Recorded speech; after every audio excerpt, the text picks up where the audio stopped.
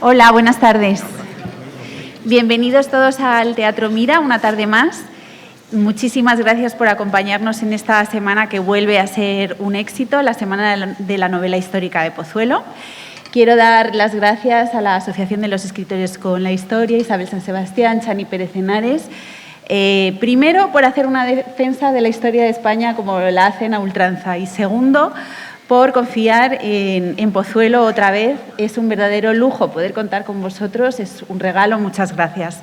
Vamos a empezar esta jornada entregando el premio de este año de Escritores con la Historia y Pozuelo de Alarcón a la novela histórica del año. Así que primero le doy la palabra a nuestra alcaldesa, Susana Pérez Quisland, que les va a dar la bienvenida también. Muchas gracias.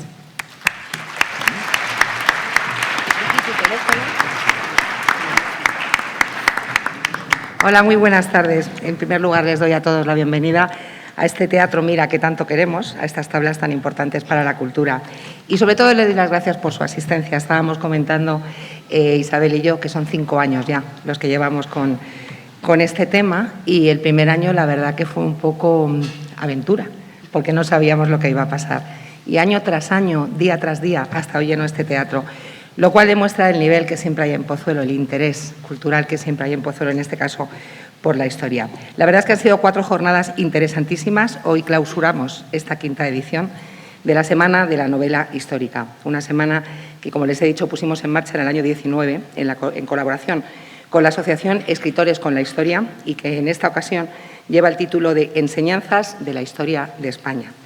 Es un honor, como ha dicho la concejal, para este ayuntamiento poder disfrutar de estas jornadas que desde el principio, como les decía en aquel primer ciclo, fue necesario trasladar a este teatro porque la acogida que tuvieron y que han seguido teniendo todos estos años ya pueden ustedes comprobar cuál ha sido. En estos días en que parece que se quiere cambiar nuestra historia, incluso ocultar y a veces eliminar algunos periodos de los temarios de los colegios o impartirla con una gran carga ideológica, llegando incluso a la manipulación de los hechos, resulta imprescindible conocer y fomentar el conocimiento de nuestra historia, de la verdadera historia, de toda nuestra historia. Y no solo de la más actual, sino también de la más lejana, porque necesitamos saber qué pasó antes y cómo pasó, para poder comprobar los hechos más recientes, para poder comprender, los hechos más recientes. Eso sí, siempre desde el conocimiento objetivo y libre de sectarismos, desde la libertad. Es nuestra responsabilidad y nuestra obligación de cara a las generaciones más jóvenes. Para enseñarnos un poco más, hemos contado con un programa que destaca por la excepcional relevancia de los participantes, todos ellos grandes estudiosos de la historia de España, además de ser excelentes escritores y comunicadores. Periodistas y escritores como Isabel San Sebastián, que además, como ustedes saben, es vecina de Pozuelo, Antonio Pérez Henares, que me acompañan hoy en el escenario, junto al pintor Augusto Ferrer Dalmau, con quien compartirán la ponencia de esta tarde. Hemos contado con el diplomático, político y también escritor Inocencio Arias y con el historiador, novelista y expolítico José Calvo Boyato. Todos ellos son grandes estudiosos de la historia y excelentes especialistas de novela histórica, que durante esta semana nos han demostrado que la unión nos hace fuertes y que la división siempre es letal. Hemos aprendido un poco más sobre la presencia de los españoles en América, en esa época, cuando España se replicó en América, que algunos quieren ahora oscurecer. Bajo el título de España y América, de rey a ciudadano, hemos descubierto la influencia de la monarquía española en la independencia de Estados Unidos, algo muy poco conocido, y las relaciones entre ambos países, pasando por la guerra del 98, nuestra guerra civil o incluso la OTAN. Y hemos profundizado en el porqué del fiasco de la Primera República. Y hoy terminamos la semana con una conferencia diferente, con los 3 ponentes de gran valía intelectual. Juntos van a comentar episodios destacados de nuestra historia a través de los cuadros de Ferrer Dalmau, un excelente pintor realista especializado en escenas históricas y de batallas, que retrata con muchísimo detalle y rigor aspectos y épocas de las Fuerzas Armadas españolas, gracias en parte a su convivencia con tropas españolas en zonas de conflicto internacional como Afganistán, Siria o Irak. Antes de darles paso, vamos a hacer la entrega del 4º premio de novela histórica, Escritores con la Historia, con el que desde el Ayuntamiento y la Asociación queremos impulsar y apoyar a escritores noveles que a través de sus obras contribuyan a dar a conocer la historia de España. Me consta que el jurado, a quien ya me adelanto en darles las gracias por su colaboración, lo ha tenido muy complicado por el gran nivel de las novelas participantes, si bien la decisión final se adoptó por unanimidad. Desde aquí mi agradecimiento a todos los candidatos, a quienes además animo a seguir escribiendo, y mi enhorabuena en nombre de todo Pozuelo al ganador. Muchas gracias a todos por su asistencia.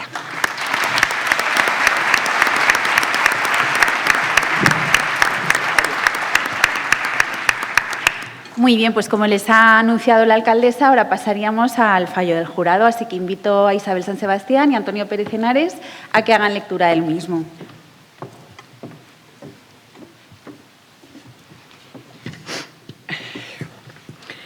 En Pozuelo de Alarcón, siendo las 9 horas del día 24 de enero de 2023, reunido telemáticamente el jurado, como órgano colegiado al que se refieren los artículos, esto creo que no hace falta que lo lea.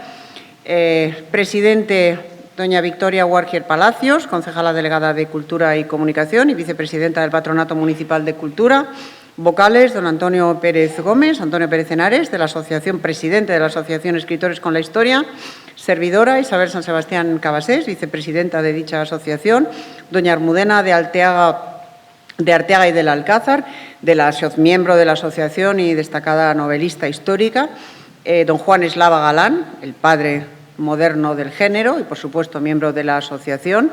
Secretaria Abelina Tojo Fernández, directora general del Patronato Municipal de Cultura y anfitriona, junto con Eva, la directora de este teatro, que hace posible la celebración de estas jornadas año tras año. Se inicia la sesión procediéndose a valorar los contenidos, redacción, estilo de las novelas presentadas al concurso. Y el jurado, tras haber leído las 4 novelas presentadas este año y destacando el gran nivel encontrado en todas ellas, ha decidido por unanimidad otorgar dicho premio, el Premio Escritores con la Historia Pozuelo de Alarcón, en su 4ª edición, a José Manuel Sala Martí por su novela Los cautivos de Castilnovo, editada por HRM Ediciones. Y lo ha hecho por los siguientes motivos. Los cautivos de Castilnovo es una novela emotiva y absolutamente respetuosa con la historia, que atrapa desde la primera página. Extraordinariamente documentada y maravillosamente escrita, utiliza un lenguaje muy cuidado e inusualmente rico que, junto a la minuciosa descripción de paisajes, ciudades, palacios y galeras, transporta al lector al Mediterráneo del siglo XVI y el mundo fascinante de los tercios. Valoramos un muy buen pulso narrativo y una intriga mantenida hasta el final, con el relato de unos hechos poco conocidos y trágicos acaecidos en la gran frontera mediterránea clásica. La toma de Castilnovo por el corsario Barbarroja en 1538, la heroica defensa de dicha plaza protagonizada por un tercio español y la hazaña de un grupo de cautivos que logró escapar de Constantinopla. No habiendo más asuntos que tratar, se levanta la sesión. De modo que nuestra más cordial enhorabuena, de verdad, a José Manuel Sala Martí por este premio muy merecido. Le rogamos que suba al estrado para recibirlo, por favor.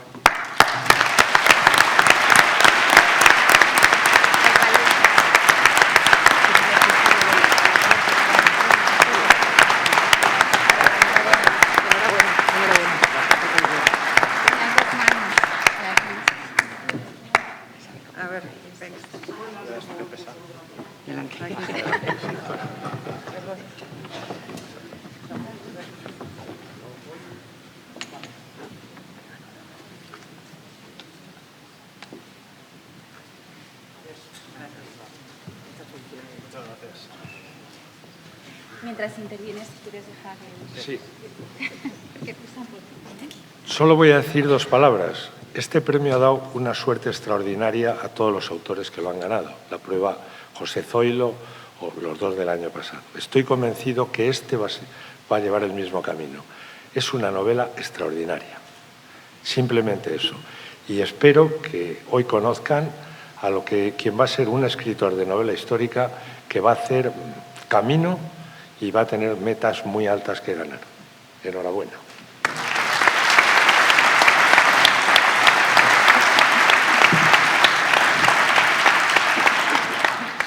Bueno, buenas tardes a todos. Yo solo voy a ser muy breve, unas breves palabras para agradecer al Ayuntamiento de Pozuelo, a su alcaldesa, al jurado y a la Asociación Escritores con la Historia este premio, que me hace una alegría inmensa, ¿no? Yo casi no me lo puedo creer a día de hoy.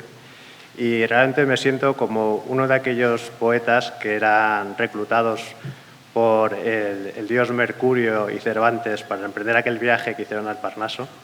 Y solo espero que, bueno, que en el camino pues, no se me considere un polizón. También le quiero agradecer el premio a mi familia, a mi mujer, a mis amigos, que con paciencia y su buen ánimo me han animado a escribir y me han ayudado pues, en las múltiples correcciones que han editado el libro y que, bueno, gracias a ellos el libro es lo que soy, el premio también es vuestro. Finalmente, quisiera recordar a mi suegro, Ignacio Hidalgo, que falleció recientemente y que es a la persona a la que se le dedicó la primera edición del libro. Estoy seguro que hoy nos está siguiendo desde un lugar mejor, con una sonrisa de oreja a oreja. Bueno, y a todos, muchas gracias.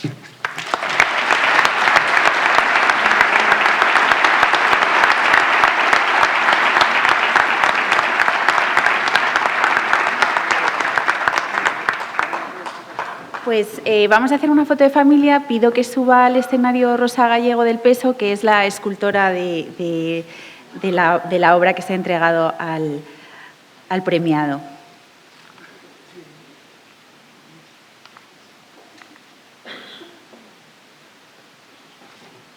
Me pide el fotógrafo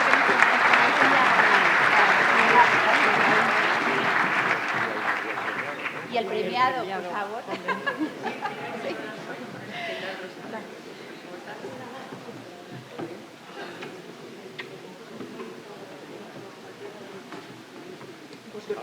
Para allá un poquito. Lo que él nos diga. ¿Sí?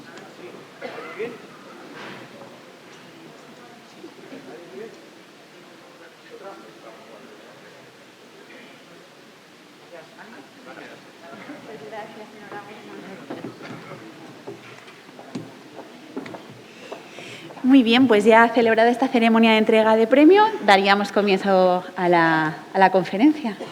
Creo que Isabel además tiene que hacer un anuncio. Muy esperado por todos, creo.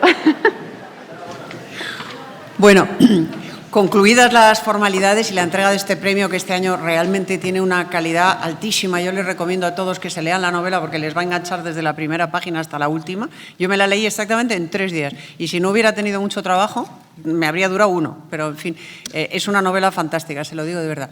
Concluidas las formalidades y agradecido, por supuesto, una vez más su presencia y al Ayuntamiento, les tengo que anunciar que ya está en este mundo Mateo. Mi nieto ha nacido.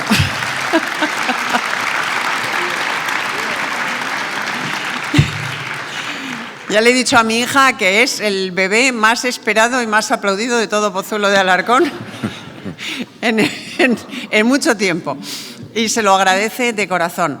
Pero como es el hermanito de Beatriz, de mi nieta, que tiene 2 años y medio y se convierte, como diría Delibes, en la princesa destronada, pues me van a perdonar, pero me voy a ir a buscarla para traerla a dormir a casa con Abu, para mimarla, para ponerle una peli de dibujos y hacerle croquetas y, en fin, estas cosas que hacemos las abuelas para que la peque no se sienta demasiado mal porque de repente ha aparecido una cosa pequeñaja a la que sus padres hacen más caso que a ella. Así que no me quiero despedir. No tengo duda de que Chani y Augusto les van a colmar van a dar un broche de oro a esta Semana de Novela Histórica de Pozuelo, que yo creo que ha sido de mucho nivel. Yo por lo menos he disfrutado mucho, he aprendido mucho y creo que la ponencia de hoy con el presidente de la asociación y con el mejor pintor de batallas que ha habido en España desde por lo menos Velázquez, y estaría ahí en dura pugna con él, en durísima pugna, sería un photo finish. Seguro que van a disfrutar muchísimo. Yo de verdad me disculpo, pero no me quiero ir sin decirles, primero, que les agradezco de corazón un año más su respuesta, porque es muy emotiva y es muy motivadora para seguir preparando esta Semana de Novela Histórica de Pozuelo con la ilusión con la que lo hacemos y este premio de novela histórica, y emplazarles ya para el año que viene, que en este mismo momento nos ponemos a pensar sobre qué tema y con qué autores compartir unos días tan maravillosos como los que hemos pasado. Muchas gracias de corazón y hasta el año que viene.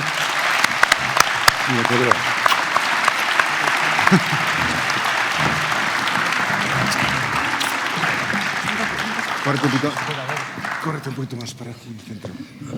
Para verlo así, hacia atrás. Toma, ¿quieres tu mando? Eso lo vas llevando tú. Voy a ir pasando yo.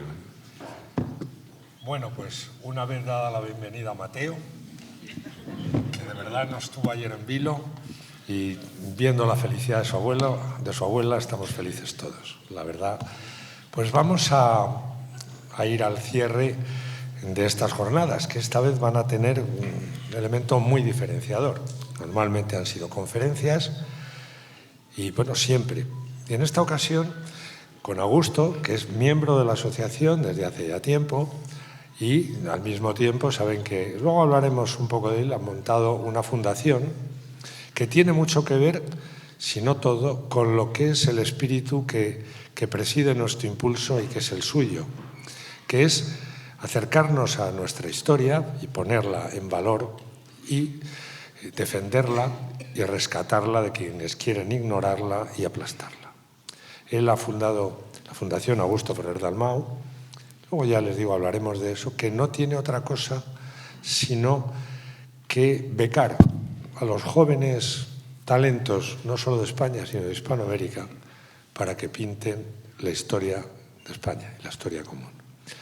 Verán, ya hablaremos, pero para que vean un poco, el otro día esbozaba una cosa.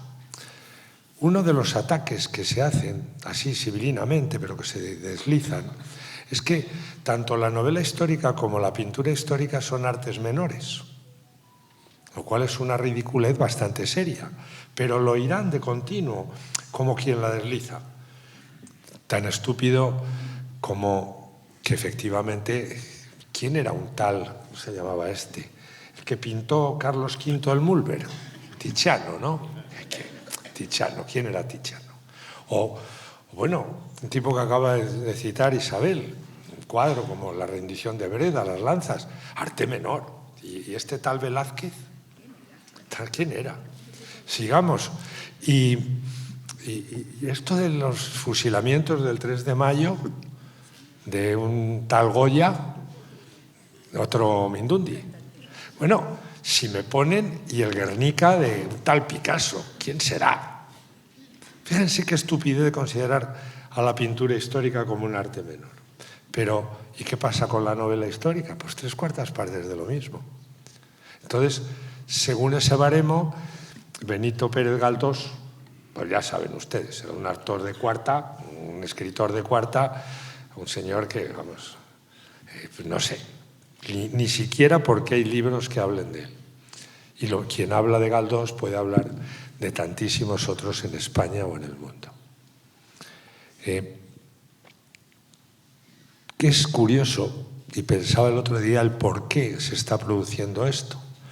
Porque yo creo, y lo hablaba con Augusto al venir hacia acá, que después de tiempo empieza a haber no solo una resistencia, sino una reivindicación y un ataque en defensa precisamente de esa historia, y que esa batalla se empieza a ganar. Esto que yo veo aquí es que la empezamos a ganar y que nos hemos cansado de que insulten a nuestros abuelos, a nuestra historia, y me decía Augusto al venir, y a nosotros mismos, porque nosotros también somos España y estamos inmersos en esa historia. Creo efectivamente que si seguimos firmes y seguimos sin ningún tipo de complejos, eso sí, con el conocimiento y con la verdad histórica, y no creando sobre eso otras mitologías que no tienen nada que ver, con la verdad histórica y con el rigor histórico, creo que esta batalla la vamos a ganar. Y vamos a seguir ganándola con las armas más potentes que hemos tenido y que ha tenido España. La literatura y la pintura. Sí, señor. ¿Dónde hemos sido más grandes en la historia de las artes? En literatura y en pintura. Hay que recordar, de todas las maneras, que el gran genio universal de las letras, antes que nada, fue un soldado. Un tal Cervantes, también, don nadie. Cuando que venía de Italia, traía en el bolsillo una carta unas cartas firmadas por don Juan de Austria, donde le recomendaban al rey para que hicieran a don Miguel capitán. Los berberiscos lo cogieron prisionero y perdimos un capitán de los tercios. Seguramente salimos ganando porque hoy tenemos al genio de los ingenios. Pero, como digo, desde la literatura y desde la pintura, nos queda una cosa que ganar y yo espero que un día lo tengamos aquí. Hoy somos un mundo audiovisual. Tenemos que lograr que lo mismo, que Augusto pinta y lleva imágenes y eso se plasma, la historia, tenemos que lograr que un día alguien haga una película que de verdad nos ponga, yo simplemente con que alguien hiciera Master and Commander y que alguien dijera este barco es Inglaterra, no, este barco es España, seríamos felices. Lo conseguiremos. Habrá un día un autor que haga una película donde los españoles seamos los buenos.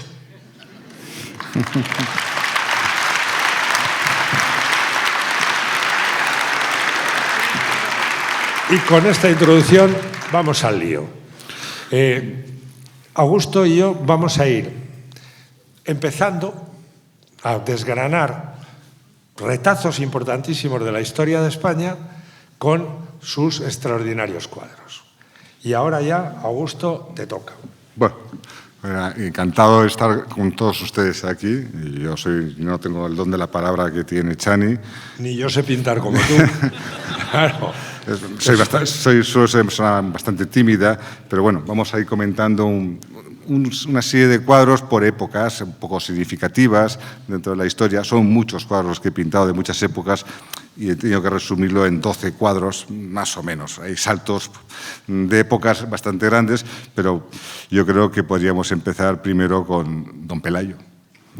Aquí empezó todo. Aquí empezó lo que se dice en la Reconquista. Aquí ya vencimos, aunque haya gente que diga que no existió Covadonga, aquí empezó todo. Entonces, aparte, este es una reconstrucción de lo que podría ser don Pelayo. Está asesorado por especialistas. Así vestía, ese era su aspecto real. No era un aspecto de edad media avanzada, sino más bien tirando a muy visigodo.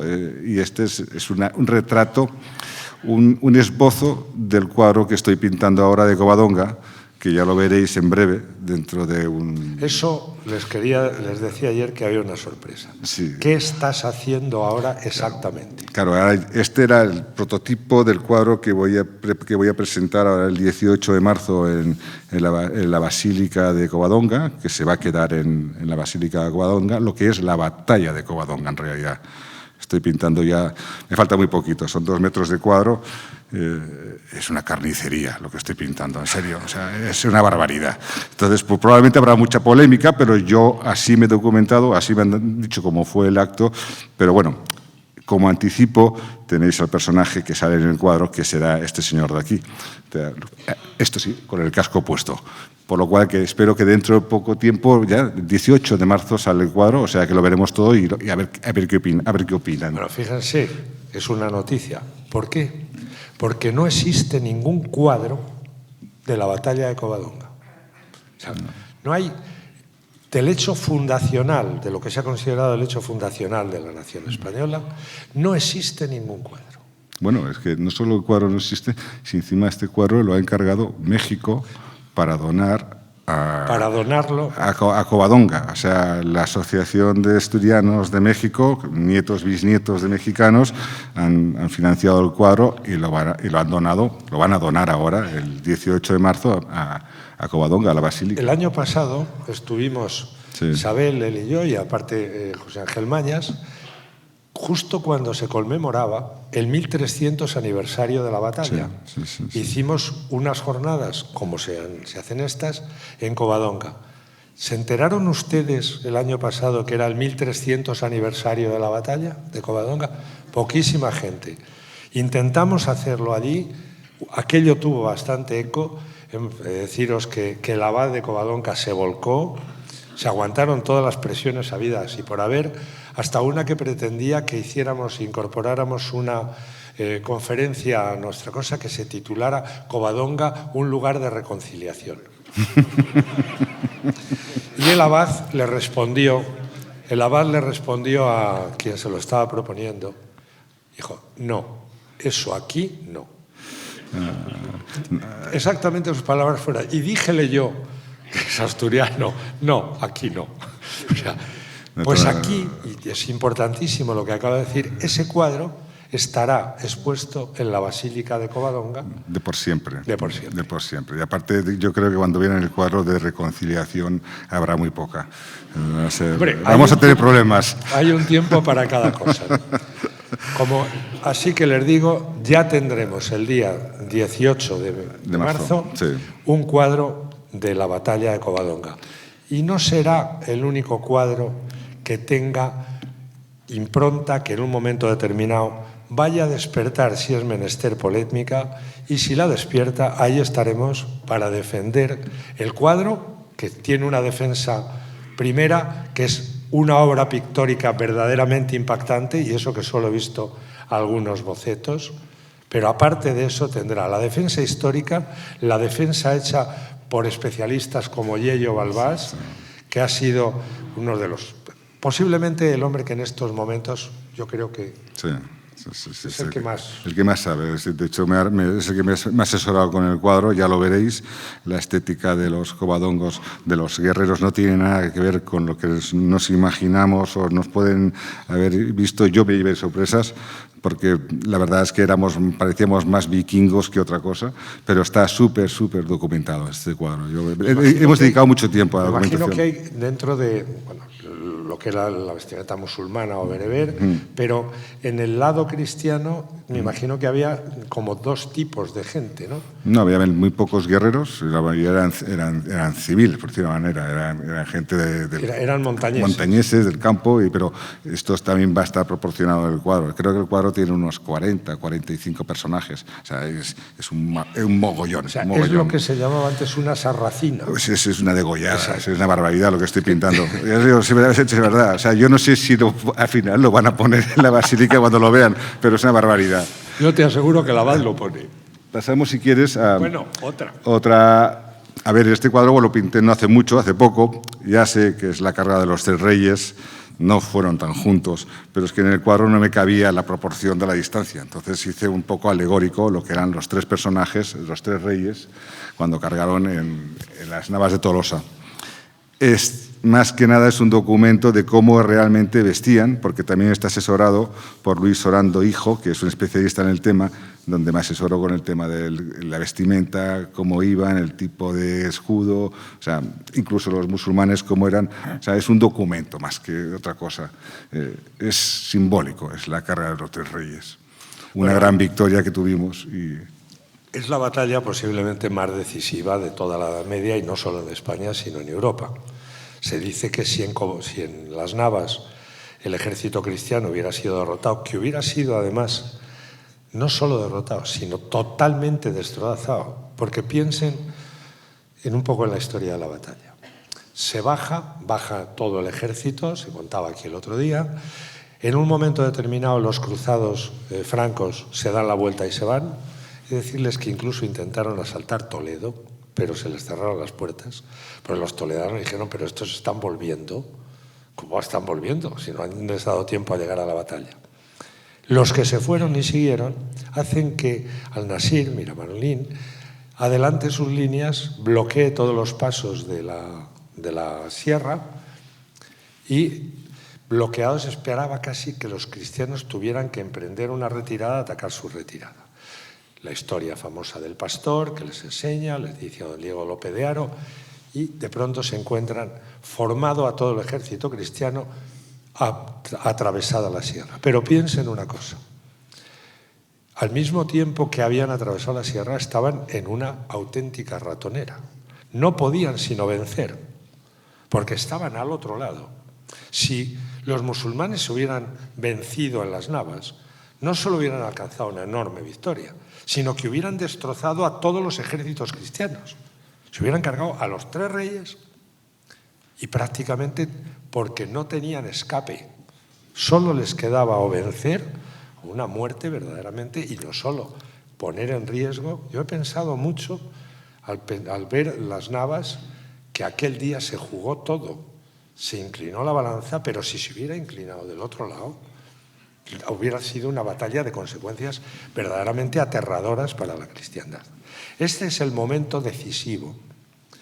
La batalla se empezaba como empezaban los cristianos, con una carga en cuña sobre lo que eran las primeras líneas musulmanas, que eran los yihadistas, voluntarios, etcétera, que solían ser deshechos. Pero ya inmediatamente detrás empezaba a estar la resistencia de las tropas regulares musulmanas, que en este caso habían venido de muchos sitios, desde los arqueros turcos hasta lo que eran las tropas negras que custodiaban la tienda de Al-Nasir. Hay un momento que Diego López de Haro, es cierto la broma, que no es ninguna broma, que al ir a cargar el hijo, Diego López de Haro, señor de Vizcaya, que era el que mandaba el centro español, al ir a cargar le dice su hijo: padre, que hoy no me llamen hijo de traidor, porque en Alarcos, no bien, porque no tenía razón, le habían acusado de haberse retirado antes de tiempo. Y Diego López de Haro le dijo: no, hoy no te llamarán hijo de traidor, hijo mío, puede que hijo de puta sí. ¿Saben por qué? Porque la mujer de Diego López de Haro se le había fugado con un herrero. La historia tiene... El hijo y el padre se abrazaron, aquello y tal, y hay un momento que es decisivo. De pronto, las vanguardias cristianas empiezan a ser detenidas por los haces almohades, que son combatientes furiosos y muy bien adiestrados, y si hubieran logrado contenerlas, inmediatamente hubiera sucedido lo que a Alarcos. Las tropas ligeras de caballería ligera desbordan por los flancos, cercan y acaban destrozando, casi embotellando a todo el ejército cristiano, inferior en número. En ese momento ya las órdenes de caballería estaban resistiendo, pero a durísimas penas.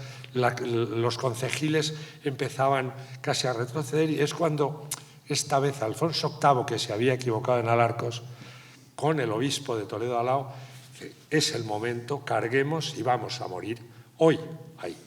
Y entonces don Rodrigo le dice: no vamos a morir, hoy vamos a vencer, y se produce la carga en bloque de lo que quedaba en las reservas. Aparece, como ven, ese señor que yo siempre le he dicho que lo tenía que haber pintado más alto, porque es Sancho VII el Fuerte. No sé si lo saben, era tataranieto del Cid. Sí, sí, sí. El Cid no tuvo dos hijas que se llamaban Sol y Elvira, sino María y Cristina. Una se casó con el conde de Barcelona. Así que lo siento por el señor Caro Rovira, pero la condesa de Barcelona era una hija del Cid. Y la otra se casó con el infante navarro, con Ramiro, que entonces no estaba en la corona, que estaba unida a Aragón. Pero el hijo de ellos, García Ramírez, el restaurador, es quien restaura la corona navarra. Su hijo es Sancho VI el Sabio, y su tataranieto es este señor, Sancho VII el Fuerte. Fíjense qué cosas tiene la historia más divertidas. Ese es uno. En el centro está Alfonso el de las Navas, Alfonso VIII, el que empezó siendo un niño cuando llegó al trono, rey pequeño, que tiene una historia fascinante, y el tercero, que es un personaje que a este señor y a mí nos encanta. Primero, porque él es de la corona de Aragón. Claro. Porque Augusto se llama Ferrer Dalmau, y entonces es de la corona de Aragón, de la que formaba parte el condado de Cataluña. Ahí ven la bandera, y este es un maravilloso rey, el rey Galante, que hacía una broma el otro día, Isabel, ¿se acuerdan? De que a mí me caía muy bien, porque padre de Jaime I el Conquistador, que aquí sufrió una lanzada, que estuvo a punto de matarle, y esta vez no lo mató. Al año siguiente moriría defendiendo a sus súbditos cátaros contra Simón de Montfort. Este rey fue el más leal amigo de Alfonso VIII y el más leal a Castilla, y el primero que se apuntó a esa batalla. Yo me parece uno de esos reyes desconocidos, pero A ti te gusta mucho, ¿verdad? Sí, ¿Por qué? hombre, claro. A ver, no deja de ser lo que fue mi rey de mis antepasados. Yo soy de origen catalán, bueno, de Barcelona, del siglo de los siglos. Creo que tengo más de 8 apellidos catalanes y por lo cual este era nuestro rey. Y es así. Y ahora, si te parece, Chani, pasamos a otra reina. La imagen está un poco a chatas por algún motivo de la pantalla para que no subiese, pero vamos, que queda bien. Esta es mi reina preferida, la reina Isabel, y al lado el gran capitán, otro de mis grandes capitanes. Entonces, quise plasmar esta imagen del gran capitán cogiendo las riendas de la reina. He puesto a la reina bastante guapa, no hace justicia, supongo que sería bastante más guapa, pero bueno, yo la he puesto de esta manera y es el momento de que el camino de Santa Fe, el momento que van hacia Granada. Y es la imagen también reconstruida gracias a los asesores de cómo debía vestir, qué tipo de atalajes tenía el caballo, igual que la armadura del gran capitán también está documentada. Es una escena, punto, hasta romántica, diría. Yo no sé si hubo algún lío entre el capitán y la reina, pero algo se rumoreaba. Bueno, lo cierto es que si hubo, digamos, como una pareja que podría visualizar la reina Isabel y el más leal de sus caballeros, que al mismo tiempo fue el gran militar de toda la época. Ese hombre, que es todavía muy joven, va a ser el creador de la infantería más maravillosa del mundo, más letal, bueno, maravillosa para los que no tenían frente, que es la infantería española. A partir del gran capitán va a pasar algo increíble. Hasta ese momento, hasta que aparece este genio de la guerra, y en todo lo que había sido la Edad Media, la caballería tenía un papel absolutamente trascendental. Es el gran capitán, es Gonzalo Fernández de Córdoba, quien en las batallas sucesivas contra los franceses enseña los dientes de la infantería que acabarán siendo los que ganen las batallas, pues Piazza Ceriñola, etc. Claro. Yo creo, has hecho, porque a mí me ha hecho, ¿lo has puesto a pie por eso? Bueno, es un poco la idea de que... No, por esto, simplemente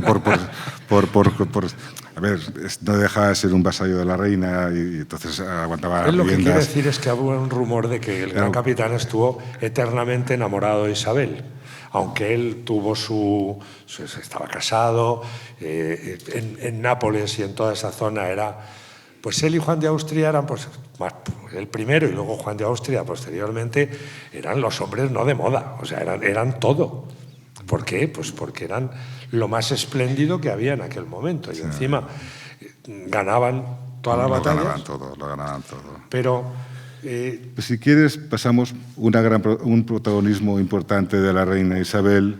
Pues claro, no hay que reconocer... Este cuadro es recientísimo. A ver, para mí, yo imaginé el desembarco de Cristóbal Colón en la primera playa así. No me lo imagino de otra manera. Puede que fuera de otra manera, pero yo me lo imagino así, sin más. Bajando, arrastrando las barcas, el barco detrás, él agarrado a la proa de la barca, porque cuando llevas mucho tiempo en cubierta, cuando tocas tierra, tiendes a marearte y caerte. Pues claro, lleva meses en cubierta en barco, entonces él se agarra al barco por si acaso cae. Los demás arrastrando la barca. Y también, una vez más, este es el atuendo real de cómo iban vestidos en aquella época los marineros y la bandera o el estandarte con el que desembarcaron, que era la bandera, ¿cómo se llama? de Castilla. La Castilla. Entonces, y pues es el momento que yo así me lo imagino, lo que podía ser el desembarco. Se ha pintado muchas veces de frente, y yo esta vez lo quiero pintar de lado, quizás porque se vea más la sensación del mar o las olas al romper. Yo creo que... A mí si se fijan, es un Colón fuerte, es un marinero, no es... Se le ha pintado en muchas ocasiones y en el desembarco, pues nada, que parecía que iba de boda. No, es un marinero que acaba de bajar de una travesía. Esto sería la isla de Guananí, ahora El Salvador, y su amigo del alma, Arturo Pérez Reverte, bautizó este cuadro de una manera. la primera playa. La primera playa, lo llamó él. Me parece que es la primera playa de un nuevo mundo. Y la verdad es que ha estado a punto de ser la portada de mi nuevo libro. Pero no lo es porque he elegido otro. Yo tengo un chollo. Aquí hay 2 cuadros que no hemos traído, pero que están de portada en mis libros. Uno es el de Cabeza de Vaca y el otro es Tierra Vieja. Este no me lo he hecho porque estaba liado con lo de Covadonga y me hubiera matado, pero he cogido un cuadro no muy diferente que tiene lo mismo. ¿Se fijan ustedes en una cosa? ¿Qué estaría pensando toda esa gente al llegar ahí? Porque, primero, no sabían dónde estaban. En segundo lugar, sabían, eso sí, tendrían la intuición de que estaban haciendo algo absolutamente gigantesco. Yo creo que la cara de Colón refleja eso. ¿No te fijas? Es algo como de he conseguido algo verdaderamente importante. Pues espérate, porque ahora viene otro momento importante. Este es un momento importante. Se titula La llegada. Y este es el momento que he reconstruido de la entrada de Cortés en Tenochtitlán. En teoría, todo lo que sale aquí sale muy documentado. Lo único que ha habido un poco de discusiones con la ventana que pinté. Sí, ha habido bastante discusión en las redes porque parece ser que en esos poblados no habían ventanas.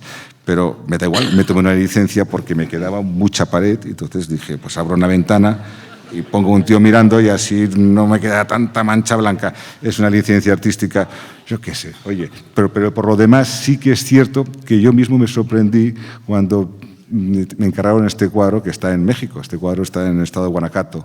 Y me encargaron este cuadro, claro, yo tuve que documentarme. Entonces yo no me imaginaba este aspecto. Yo tenía la imagen clásica de la Borgoñota, casi de la época de Felipe II, cuando en realidad estamos hablando del final de la Reconquista. Prácticamente habíamos tomado Granada hacía poquísimo. No hace nada. Entonces, claro, era un post-medieval donde realmente vemos aquí un arcabuz, por decir que no era arcabuz, se llamaban escopetas. Una escopeta. Era una escopeta que tiraba ruido, hacía ruido y poco más, pero lo que es importante es que dentro de la expedición de Cortés había un montante. Un montante es el señor que está a la derecha, con esa espada tan larga. Por esto lo he puesto entrando al lado de Cortés, porque estos son los que abrían el camino si venía mucho tumulto. Entonces, y luego la sensación de la gente mirando. Claro, se encontraban con unos señores a caballo armados con armaduras y el pueblo intentando tocar, ¿qué es esto? Pues así yo me imaginé, y después de leer y documentarme, lo que podía haber sido lo que es el primer momento de la entrada de Cortés en Tenochtitlán. El cuadro es una auténtica recreación histórica que está en cada figura, que es una de las características de la pintura de Augusto. Hay un cuadro casi en cada figura. Fíjense en lo que son los mexicas. Verán un personaje que siempre nos ha impactado a todos. Verán que a la izquierda, bueno, a mi derecha, a su izquierda, allí, en la esquina, hay un noble azteca que fíjense qué está haciendo. Se lleva la mano a la boca y está mirando asombrado. No se puede creer lo que está viendo. También hay otros guerreros aztecas que ven ahí, pero miren detrás de uno que hay una mujer india con un niño. Vean lo que lleva al cuello, es una esclava. ¿Lo ven? Sí, además las esclavas suelen llevar esta argolla de madera. Había esclavitud, pero formaban parte de la familia. Por esto está con un niño que probablemente estaba amamantando de algún noble. Si entran a lo que es ya la parte de atrás, verán que hay un indígena que precede a la comitiva. Sí. Es un tlaxcalteca. Sí. Es más, es el príncipe de Tlaxcala, que se había enfrentado duramente a los españoles, pero luego se alía con ellos y es el que entra. Ni Augusto ni yo creo que podremos pronunciar su nombre, porque es uno de estos nombres mexicanos que son casi para un tal... Pero él es el príncipe, que va adelante orgullosamente y que eso les estaría remordiendo los hígados a los mexicas porque estaban en durísima guerra. Y es la clave, esa alianza que Cortés, que tienen justo detrás, Y bueno, trasaltecas ven que hay uno, hay otro que está a la izquierda. Está mezclado, sí. Porque Cortés lo que hace es una alianza de todas las tribus que están contra la dominación del terrorífico imperio mexica, y es con lo que logra la victoria sobre lo que era el imperio más poderoso y más terrible. Y personajes. A ver, ¿quién sería Alvarado? El de la izquierda, el de este lado. El de este el lado. Más rubito. El más rubito, porque Alvarado al principio lo confundieron con el jefe. Creían que el jefe era él porque era rubio, con ojos claros, y le llaman Tonatiuh, hijo del sol. Luego se dieron cuenta que no, que el jefe era el otro, Cortés. Pero está ahí. ¿Qué pendón llevan? Pues es el de Hernán Cortés. El propio de Hernán Cortés, y por eso te lo pregunto. Está documentado de esta manera y al lado la acompaña Claro. ¿Cómo se llama? ¿Quién Marina. es una figura esencial de todo eso? Marina, la Malinche. Cortés era un hombre... Les voy a contar algo que se sabe muy poco. Cortés no había combatido nunca hasta que tenía 35 años. Bueno, había tenido muchos líos de espada, pero por cosas de faldas. Es verdad, era famoso por eso. Era el hombre más rico de Cuba, era un negociante extraordinario, era un hombre inteligentísimo. Cuando él se embarca a esta aventura, solo ha hecho una cabalgada de 3 al cuarto por la Española. Ese hombre que va a ser el genio militar y estratégico de la historia mundial, ese hombre hasta esos 35 años no había combatido. Y sin embargo, va a tener en diplomacia una astucia increíble, pero en batalla lo mismo. Él fue el que cambió el signo de Notumba, atacando él al frente de los 20 caballos que le quedaban después de la Noche Triste. Se va a definir como un estratega militar de primera categoría. Era un genio desconocido. Cuando él embarcó de La Habana, salió de Cuba, nadie podía pensar que aquel gran comerciante y aquel hombre, bueno, era el más rico entonces de Cuba, se iba a convertir en el que iba a conquistar el imperio más potente y terrorífico de toda Mesoamérica. Y Malinche tuvo mucho que ver. Él, cuando llega allí, lo primero que busca son intérpretes, lenguas, y encuentra 2 posibles. Un barco de Nicuesa, de la expedición de Nicuesa y de Ojeda, había naufragado y había llegado a territorio maya, donde habían sido hechos prisioneros y prácticamente masacrados los 20 supervivientes españoles. Quedaron 2. Uno que se llamaba Gonzalo Guerrero, que acaba convirtiéndose en un jefe maya, y que cuando llegan los hombres de Cortés le dicen que se unan a él, dicen, ¿cómo voy a unir si tengo la cara labrada, estos hijos míos, mirad qué bonitos son? Acabó combatiendo contra los españoles y muriendo tiempo después. El otro es un señor que ha sido fraile, Jerónimo de Aguilar, que sabe hablar maya y español, y es el primero que se lleva. Pero cuando llega a territorio mexica, los aztecas y esas tribus no saben maya, saben azteca.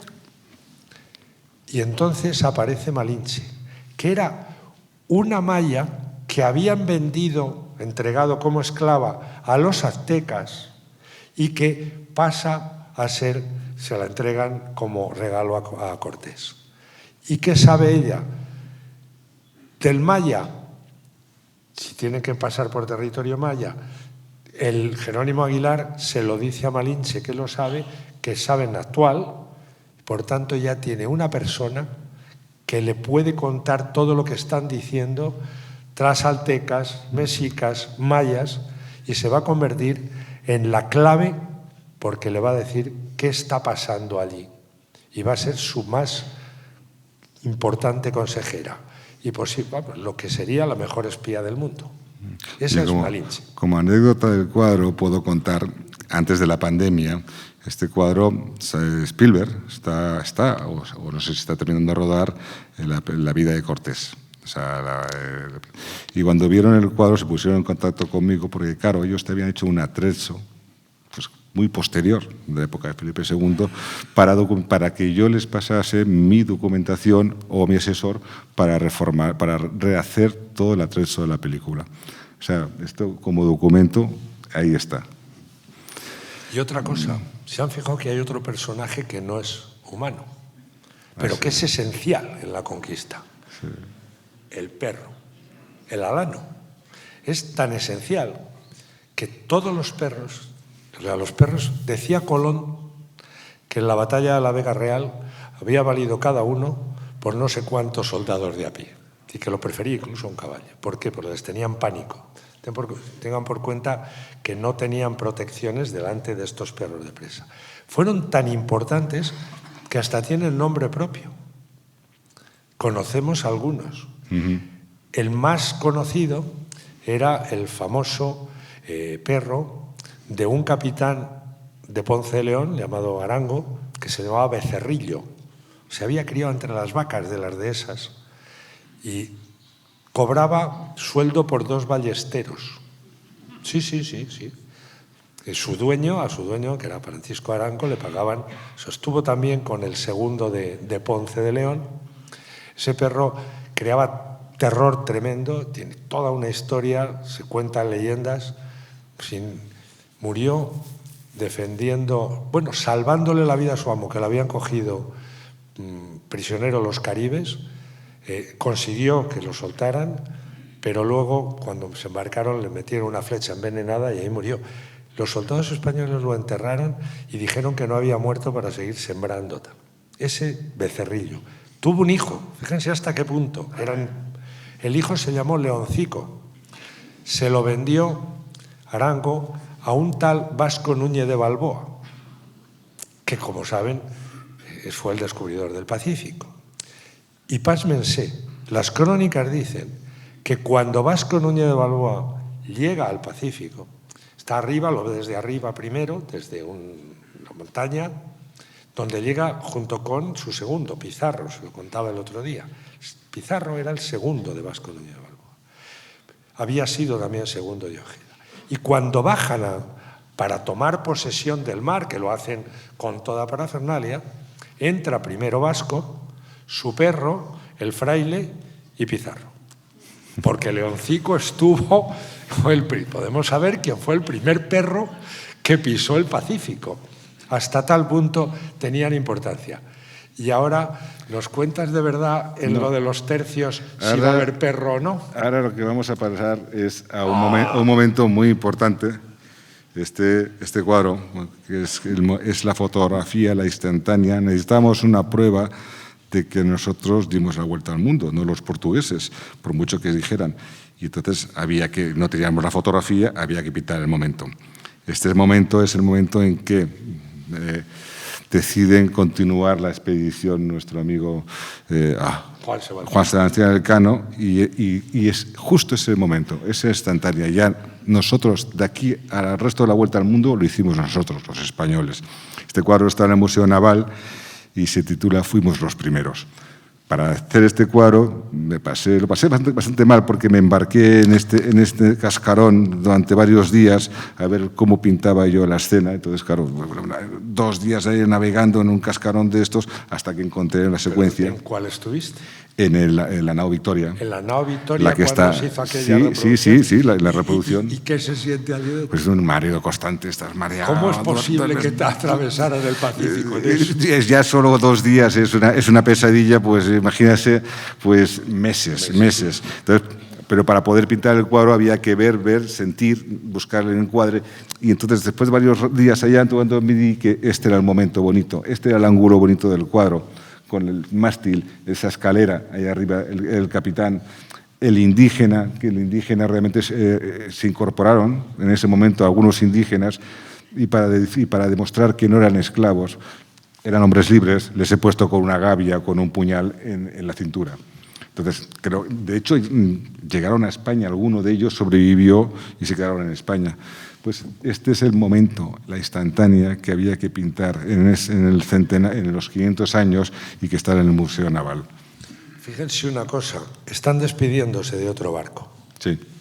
Porque efectivamente llega un momento que quedan 3 a la muerte de Magallanes. Uno está tal que lo abandonan, hay tripulación para 2. Uno de ellos deciden, Elcano y el otro capitán, que van a hacer dos cosas. El Cano va a tirar por aguas portuguesas para darle la vuelta al mundo y volver aquí. Mientras que el otro, Gómez de Espinosa, es un burgalés y siempre tengo un problema pero con el nombre. Lo que intenta es volver a donde habían salido, volver a América.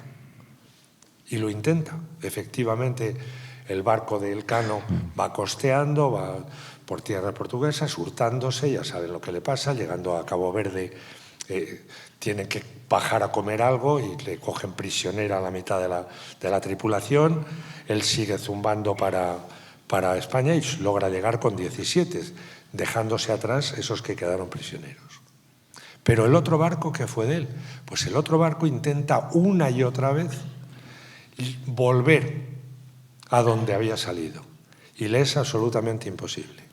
Ahí empezó un drama porque se había llegado al Moluco, a las especies, pero no se podía volver porque los vientos lo echaban continuamente para atrás. De hecho, el capitán del segundo barco acaba teniéndose que entregar a los portugueses y es hecho prisionero y las va a pasar muy mal, volverán algunos supervivientes, hasta que este viaje va a tener un final feliz. Elcano se embarcó en un segundo viaje donde no era capitán general, pero acabó siendo capitán general porque murió Loaiza, que iba ya a conquistar el Pacífico. Muere también Elcano en alta mar y hay un joven que luego sería fraile, pero entonces solo era un joven marino, llamado Andrés de Urdaneta, que firma el testamento del Elcano y es el que luego va a lograr la ruta que, partiendo de Filipinas, en vez de intentar tirar, digamos, por derecho para volver a América, sube hacia arriba, coge los vientos favorables y acaba en Acapulco. Y ahí va a inaugurar la ruta comercial más importante de todo el mundo, la que va a enlazar Asia con América, el famoso Galeón de Malina y todo eso. Pero ya les digo, ese otro barco también estuvo allí aquel día y ese barco es el que intentó volver a América y no lo consiguió. Antes llegaría Elcano y llegaría a Sevilla y diría, ¿a dónde vienes? Y dice, de darle la vuelta al mundo. Bueno, aquí la imagen está un poco achatada, pero se puede ver bien. Esto es, para mí, uno de los momentos importantes de la historia militar española, es la batalla de Pavía. Aquí es el momento en que nos pasamos por la piedra la caballería francesa. O sea, la potencia más que podía haber en ese momento, que era la caballería pesada francesa, nosotros, con esas escopetas, con esos mosquetones arcaicos prácticamente, los borramos del mapa. Ese es el momento donde nosotros nos hicimos hegemonía ya militar, la batalla de Pavía. Esto es un antes y un después en nuestra historia. Y este es el momento justo en que la caballería francesa carga y todos los mosqueteros y todos los arcabuceros los borran del mapa.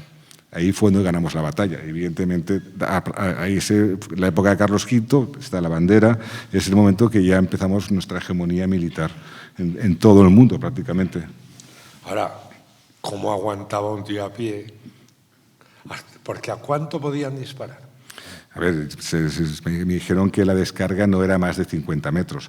O sea, estamos hablando... ¿Cuánto tarda un caballo en por llegarte eso, en 50 metros? Estamos hablando de que hablamos de una caballería pesada, con armaduras muy duras, con lanzas y tal, y esperando a que llegara a una distancia determinada para soltar la descarga. Pero claro, esa descarga fue brutal, el ruido, el seducedor, el humo, la caballería se vino abajo, los primeros caballos cayeron. Claro, estamos hablando de unas bolas así de gordas, a una distancia poco, pues bueno, agujereaban armaduras, agujereaban todo.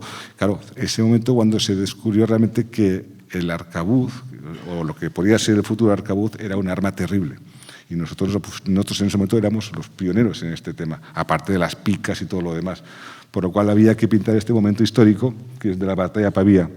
También lo que era la vestimenta de aquella época era bastante romántica, eran muy coloridos los uniformes, había mucho Lancasete, había mucha influencia italiana, mucha influencia alemana, por eso esta vestimenta, estas plumas, pero realmente iban vestidos así. O sea, está documentadísimo por David Nievas, que me documentó muchísimo sobre de su aspecto, o sea, realmente era ese el aspecto. Vamos, de camuflaje. Sí. Y si te parece bien, pasamos a lo que son los tercios propiamente dicho, ya en el momento que nosotros ya éramos pues, lo que éramos. Estamos hablando de Felipe II, donde realmente éramos los amos del mundo, lo teníamos todo. Este es un momento importante, este es un cuadro que me gustó pintar en su momento porque representa mucho este cuadro. Este cuadro es el milagro de Empel. Aquí fue donde nosotros estuvimos sitiados por los holandeses en la isla de Empel, rodeados de agua, cuando realmente nos dábamos por perdidos. Entonces, cavando trincheras para evitar los bombardeos entre el frío y el barro, encontraron una tabla de una virgen. Entonces, parecía que se animó la gente, llevaron la tabla en procesión hasta una pequeña capilla que había en la iglesia, una pequeña capilla que había en la isla, y al día siguiente, por arte de magia o por las circunstancias que fueran, se heló el agua. Y entonces los españoles atacaron a las naves por tierra, por el hielo, y ganamos la batalla, que fue cuando dijeron que Dios era español. Entonces, claro, este es el momento en que están haciendo esa procesión, que ya se dan por perdidos, el frío, la lluvia, la miseria, rodeados. Y este era el momento que yo quería pintar antes de lo que luego aconteció. Desde entonces, la Virgen es la patrona, la Inmaculada es la patrona de la infantería española. Fue ese milagro fue lo que creó la fiel infantería, la Virgen. Y si te parece, ya después de los momentos buenos, de los buenos tiempos, llegan los malos tiempos. Entonces aquí, pues, se puede decir que fue una derrota, la primera derrota o más dura de nuestros tercios. Una derrota, porque tampoco fue derrota, porque en el fondo no nos rendimos. O sea, estuvimos aguantando hasta el final, chaquetear a los italianos por un lado, por otro lado también, nos quedamos rodeados solos, y el tercio que quedaba, que era la batalla de Recuera, no se quería rendir, y al final dijeron, oye, pues no os rendáis, pues podéis marcharos con las armas, y nos fuimos con las armas, porque no había manera de que acabaran con nosotros. Sí, eso. Siempre se ha pensado que de Rocroi no queda nadie. La famosa historia, contar los muertos de Condé. No es cierto, lo estaba diciendo Augusto. Este último cuadro sufría una y otra carga de caballería francesa, y lo único que lograba la caballería francesa, hombre, sí, le quitaba, pero era perder continuamente, cuando la batalla ya estaba acabada. Y simplemente había una cuestión que se ha dicho muchas veces, y es que los tercios no tenían protocolo de rendición. No existía. O sea, como no habían perdido nunca, no había un protocolo de cómo rendirse. Y aunque el cardenal Infante, que mandaba aquel día las tropas, había rendido, digamos, había reconocido la derrota, el tercio, este cuadro del tercio, no sabía cómo hacerlo. Bueno, tampoco a lo mejor le daba la gana. Bueno, tampoco hemos cambiado mucho. La idea de rendirse es que no entraba en su cabeza. De hecho, a los españoles nos cuesta mucho rendirnos, y seguimos igual, no hemos cambiado en 1000 años, pero en aquel momento todavía era más difícil, ¿cómo que rendirse? O sea, aquí morimos, o aquí no se rinde nadie. Pero claro, en ese momento sabían los franceses que estaban llegando los refuerzos de lejos españoles, y su tema era, oye, marcharos de aquí como sea. Y por eso nos dejaron marchar con banderas, con armas, tranquilamente. O sea, que no fue una rendición. O sea, nos fuimos, simplemente nos fuimos, ya está. Oye, pues está, aquí os quedáis, nosotros nos vamos y... Como ven, hay un perro. Fundamental. ¿Lo ven? Ahí tienen el perro. Es un perro de la discordia. Bueno, es que... A ver, cuéntanos. Es que ahora estamos a raíz de este cuadro, ahora estamos haciendo lo que es la estatua de los tercios. Algunos sabréis que ya hemos hecho, son 4 figuras que van a ir a la Castellana, el monumento de los tercios, están sacados de este cuadro, y entre las 4 figuras hay una quinta, que es el perro. O sea, hemos querido que la estatua, yo me empeñé en que fuera también un perro. Ha habido una polémica, que por qué ponemos perro, por qué no ponemos perro, que sí, que es que no. Dije, oye, porque yo quiero, ya está, toma por saco, quiero un perro dentro, y me parece un elemento importante en nuestros ejércitos, porque los perros siempre nos han acompañado a todos sitios. Yo hice la mili y había perrillos en mi cuartel, en todos los sitios, en las marchas, en las maniobras, en las guerras. Y en aquella época los perros no solo vigilaban los campamentos y gruñían cuando podían oír ruido, sino también ayudaban a cazar, a vivir sobre el terreno, por lo cual era un elemento importante de nuestros ejércitos. Y yo me pelearé con quien sea, pero yo estoy seguro que el perro estará en la estatua de la Castellana. Eso seguro, seguro, seguro. Asistí a un duro debate donde estaban Arturo Pérez Reverte, que decía, perro hay, pero ¿cómo va un perro? Sí, con gente de muy alto rango militar. Y alguien me dijo, bueno, ¿y tú qué pareces más sensato? Y yo dije, yo siempre he sido de perro de toda la vida de Dios. Con lo cual, digo, tú también.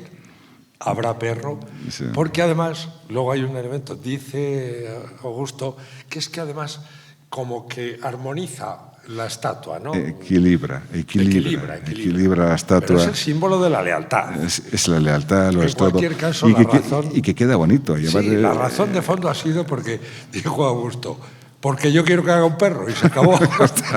Entonces, cuando vean la estatua de los tercios, que ya está...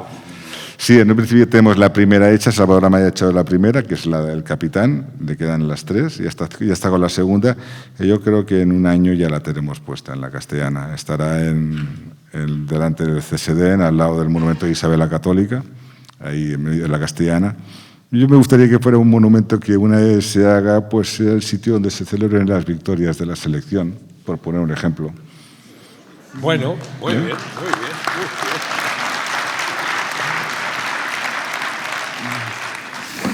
Bueno, y aquí un salto en el tiempo.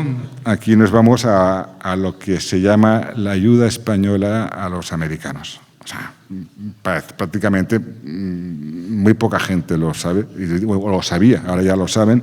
Había que pintar, se puso de moda Gálvez, lo sacamos Gálvez en todos los medios para darlo a conocer, porque venía el momento de decir, oye, los americanos nos deben mucho más de lo que nosotros debemos a ellos, que no le debemos nada. Pero básicamente nos deben el haber ayudado en la Revolución Americana todo el sur de Estados Unidos. Este cuadro es uno de los 2 que pinté de Gálvez. Este es el momento en que Gálvez, acompañado de algunos colonos americanos, de negros libres, porque los españoles iban acompañados no tenían esclavos, eran negros libres, y de indígenas de la zona, atravesaron el Mississippi en condiciones deplorables para atacar por detrás a los ingleses.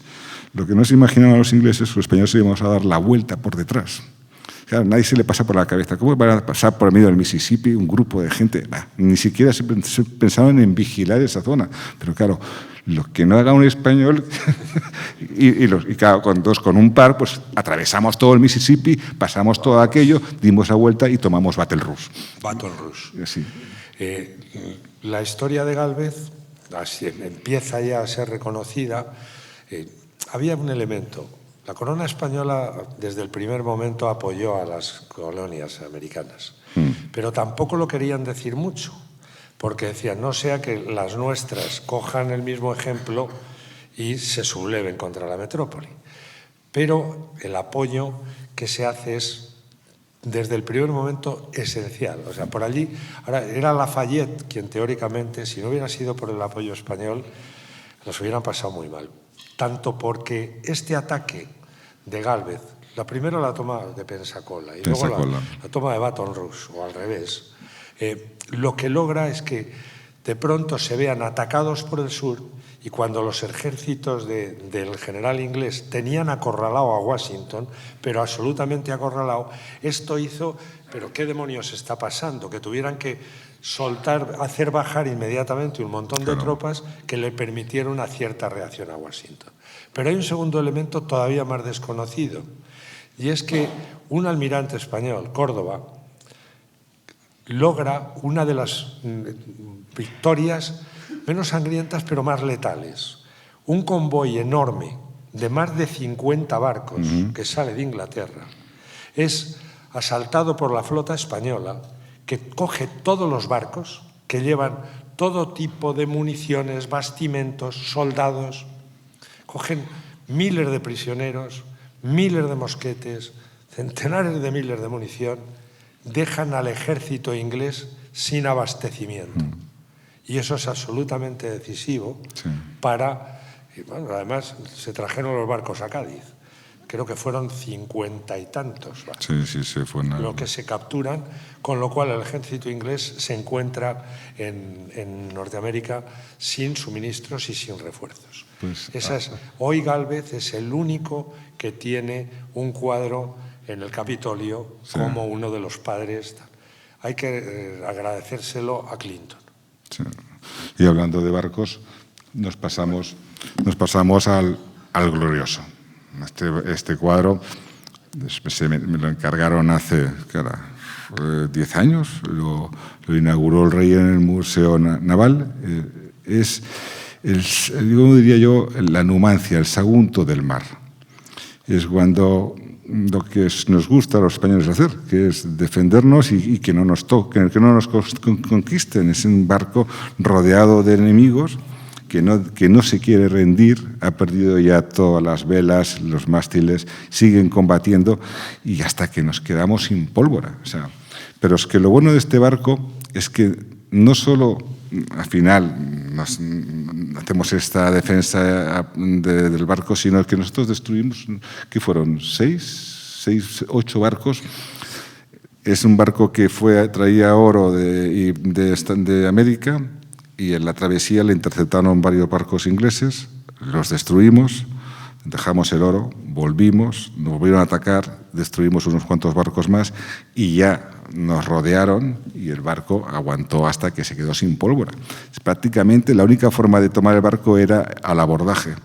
Los ingleses no querían abordar el barco, sabían que iba a costar bajas, pero al final llegaron a una pequeña negociación, nos rendimos con honores, pero el barco que fue capturado jamás fue navegado por ningún inglés, nunca llegó al puerto, se hundió por el camino de lo mal que estaba. Por lo cual es otra demostración de poderío, no solo en tierra, sino en el mar, de cómo un barco rodeado de enemigos sigue combatiendo en cubierta con mosquetes, con cañones, hasta que no tiene pólvora, hasta que no están todos destrozados. Bueno, claro, ahora los buenos son los piratas y parece que eran los que ganaban. Es una de las patrañas más tremendas que ha hecho el cine. Primero, los piratas eran una banda de asesinos que atacaban poblaciones en paz y además muchas veces sin defensa y de civiles. La verdad es que les dimos para el pelo en muchísimas ocasiones y les pongo un ejemplo. El gran héroe de la piratería es Drake. Bueno, a Drake lo derrotamos una y otra vez. Alguna vez venció. La famosa historia del Invencible, desde luego, nos hizo mucha pupa, pero la contraarmada, por ejemplo, que ellos lanzan inmediatamente contra nosotros, tienen muchas más pérdidas los ingleses que habían tenido los españoles en la Gran Armada. De hecho, el propio hermano de Drake muere en el asalto de La Coruña. ¿Se acuerdan la historia de María Pita? Uno de los muertos, el alférez que hay, es un hermano de Drake. Sus intentos de ataque son repelidos en la mayoría de los casos por las tropas españolas y la contraarmada vuelve con unas pérdidas tremendas. Drake había logrado toda su fama con un ataque pirata que logró que un barco, porque el resto fue destrozado por las tropas españolas, un barco, el Golden Gate, llegara a América, llegara a Inglaterra. Y con lo que llevaba, eso sí, se forraron, solo con ese barco.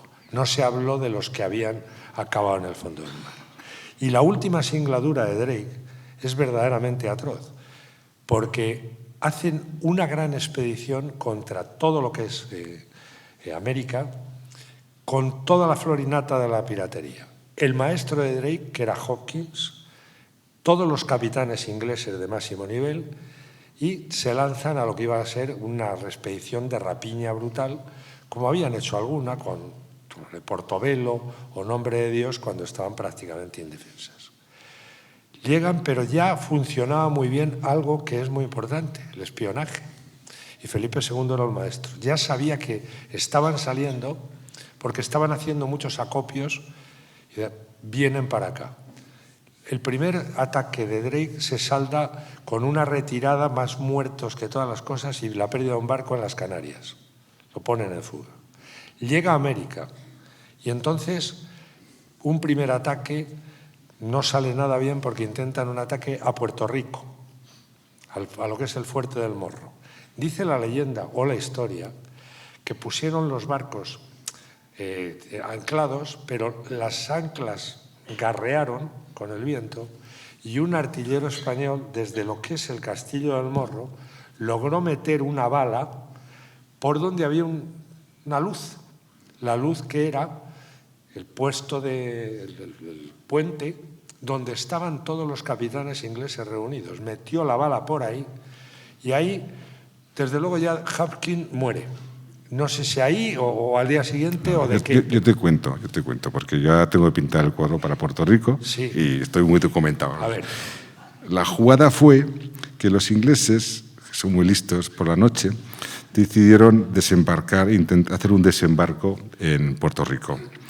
Claro, habían 4 barcos españoles defendiendo lo que era la bahía, que es lo que tengo que pintar en ese momento, de noche.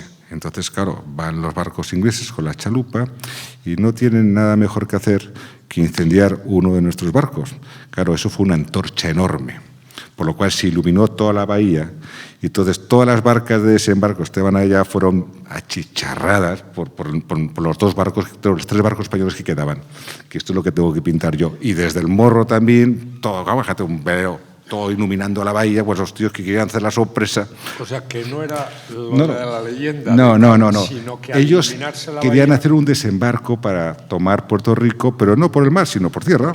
O sea, era un desembarco, habían cientos de botes, así en silencio, sin hacer ruido, pim, pam, pum, pero algún listo pues dijo, oye, voy a quemar este barco. Y va a quemar en nuestro barco. Entonces, se lo vino toda la bahía y les dimos hasta el pulpo. Ahí es cuando ya Drake se fue abajo. Ya se vino abajo. Creo que no llegó a Inglaterra. Murió por la travesía a la vuelta. No, él intentan, después de eso, han perdido muchos capitanes. Mucho. Intentan un ataque a Cartagena de Indias. Sí, exacto. Pero ya Cartagena estaba ya muy fortificada y vuelven a perder barcos. Y finalmente llegan al sitio donde Drake había conseguido más botín, que era Puerto Velo y Nombre de Dios, en el actual Panamá. Pero ya estaba fortificado y ahí están ya muy destrozados.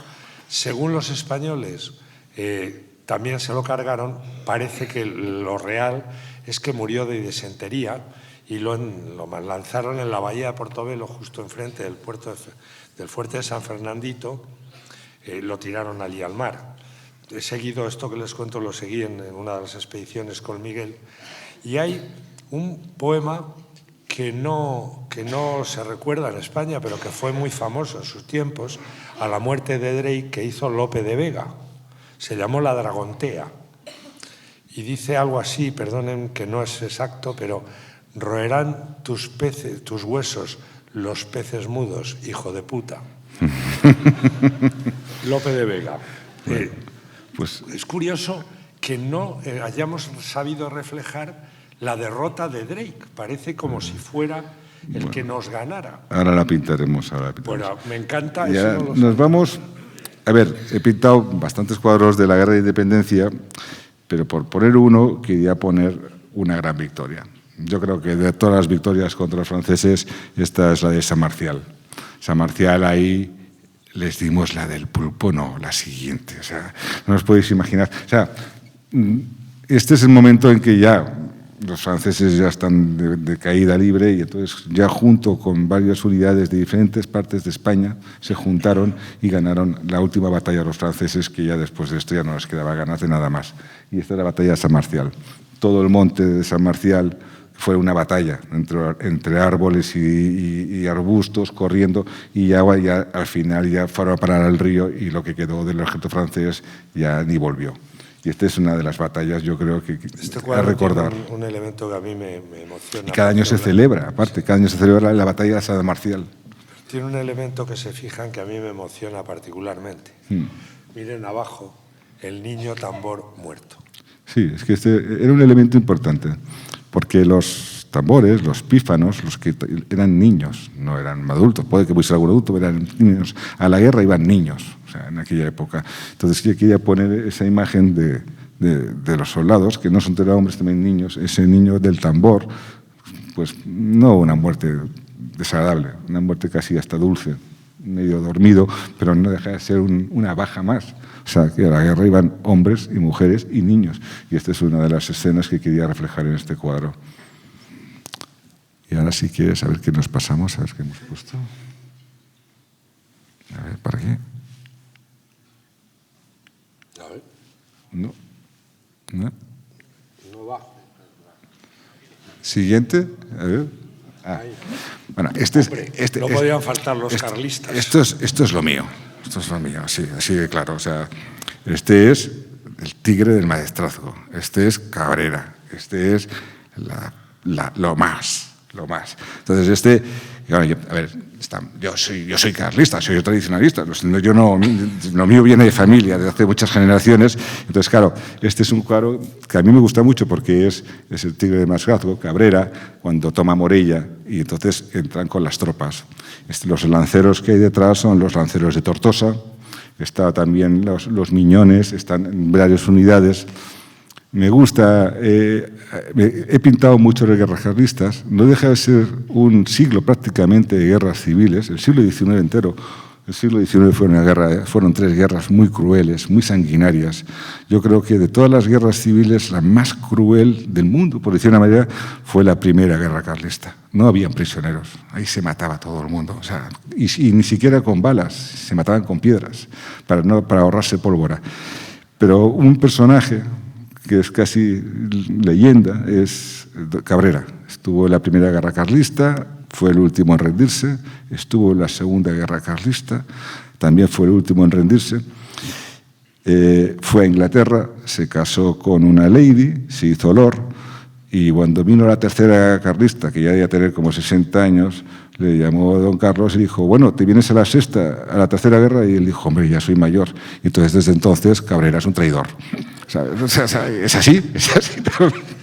Lo consideramos un traidor porque nos apuntó a la tercera. El pobre era un lord en Inglaterra, ya era mayor, y entonces dijo, señores, señoría, no tengo ganas.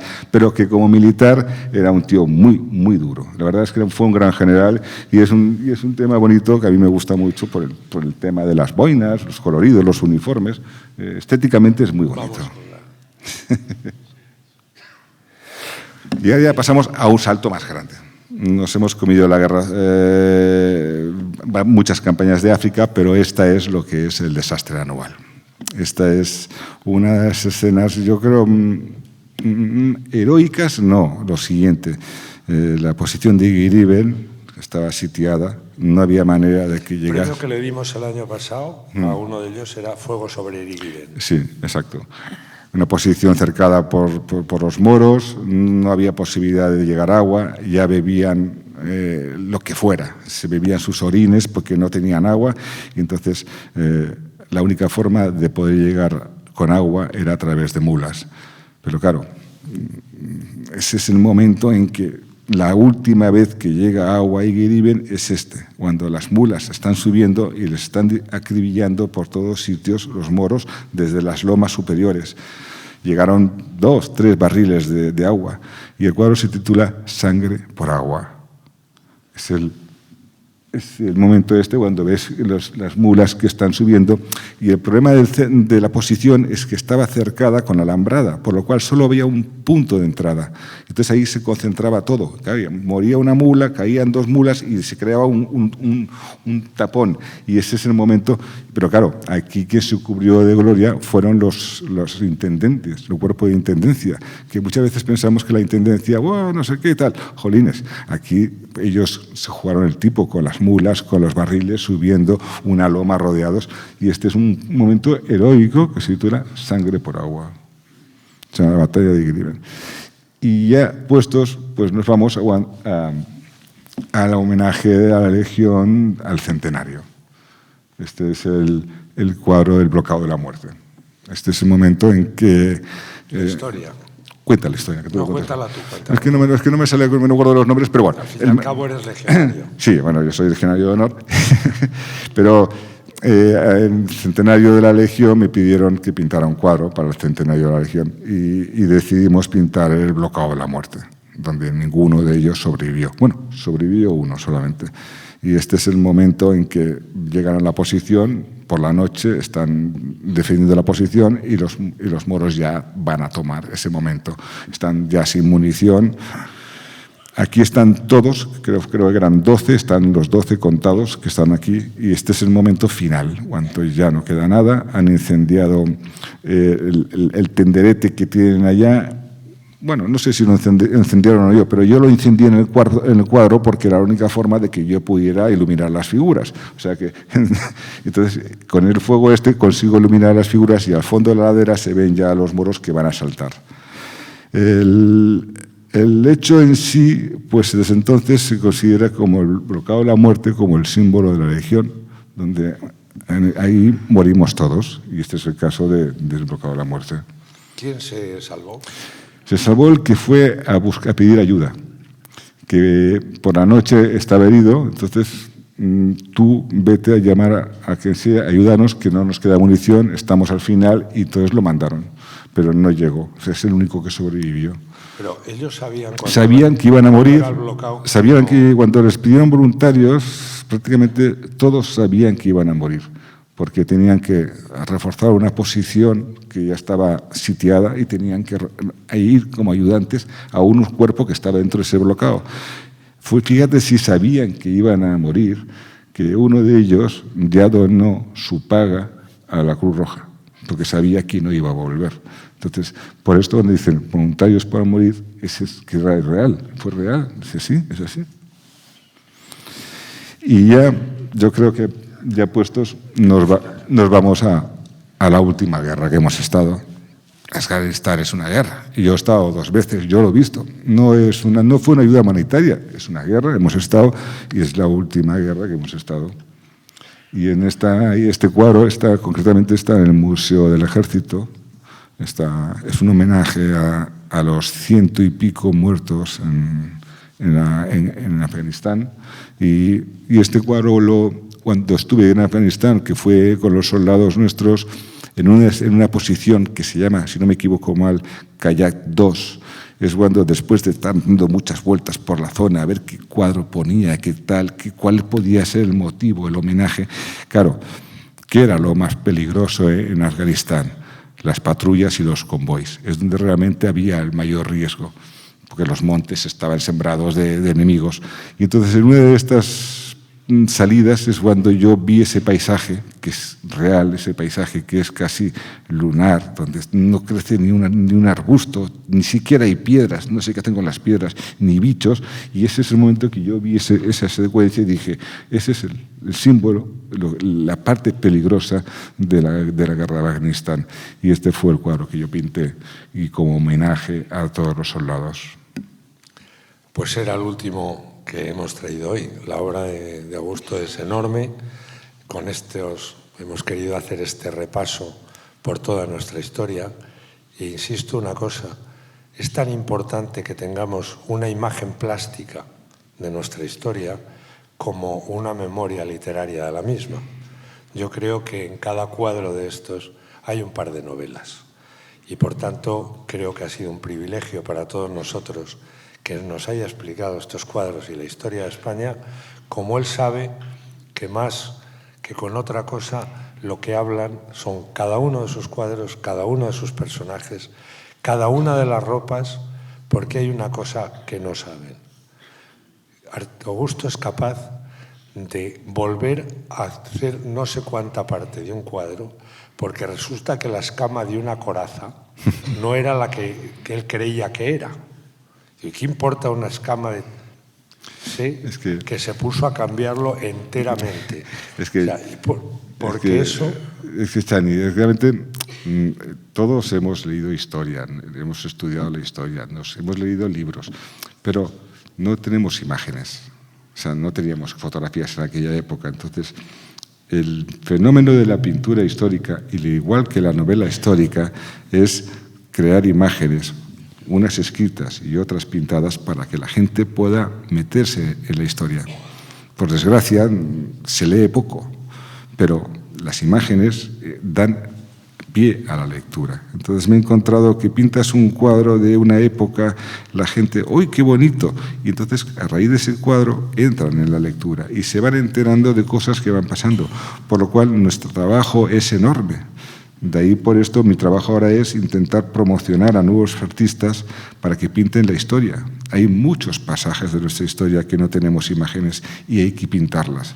No tenemos películas porque no tenemos presupuestos o las hacemos mal, pero cuadros podemos hacerlos bien y bien documentados podemos tener imágenes de todo. Y es una herramienta más para entrar en la historia de España y sentirnos orgullosos de nuestro pasado. Ese es el objetivo. Por esto la pintura histórica, al igual que la novela histórica, es una herramienta fundamental. Pues en eso vamos a estar juntos, sí. La Fundación de Augusto Ferrer Dalmau, Escritores con la Historia, con su ayuda, y estamos seguros que la vamos a tener. Aquí hemos llegado con estas quintas jornadas de novela histórica de Pozuelo. Ha sido un privilegio y un placer estar con ustedes. Se lo agradecemos profundamente. Decían que nos agradecen a Escritores con la Historia. No. Se lo agradecemos al pueblo de Pozuelo, por supuesto a su ayuntamiento que lo representa, pero sobre todo a quienes día tras día han venido aquí, han llenado esta enorme sala y honradamente creo que todos nos vamos de aquí pensando lo mismo. Merece la pena. Ya lo creo que merece la pena. Merece la pena y va por ustedes. Muchas gracias.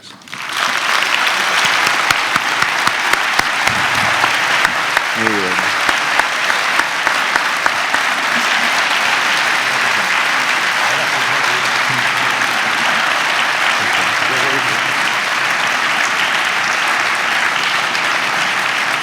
Vamos. Bueno, eso sí, hasta el año que viene y no nos falte ninguno. Hay algunos libros de Augusto arriba y va a subir arriba y les firmará los que quieran. Muchas gracias.